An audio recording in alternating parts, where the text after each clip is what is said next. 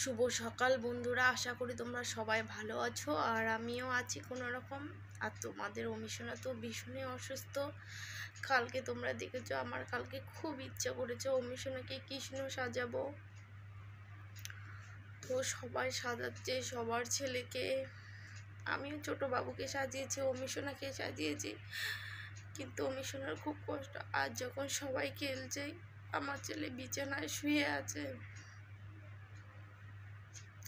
আমার বড় ছেলে কিন্তু কোনো কিছু করতে পারছে না। ও প্রতিনিয়তটাই মৃত্যুর সাথে লড়াই করে বেঁচে আছে।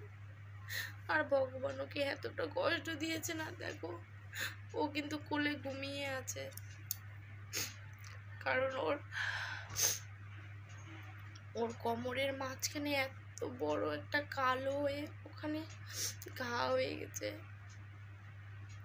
আর ওটা ওর এত ব্যথা, শুয়ে থাকতে পারে না। সারা রাত ধরে কোলে নিয়ে বসে দেখি, এক কাত করে শুয়ে রাখি, খুব কষ্ট।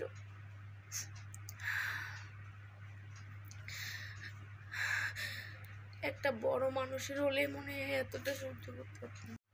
সত্যি আমাদের বড় মানুষের যদি এরকম হতো না, কবে যে কি করতাম নিজেও জানি না। সারা রাত আমার ছেলেটা ঘুমায় না জানো, সারা রাত আমার কোলে থাকে, একটু শুয়ে রাখি, ঘুমাতেই চায় না।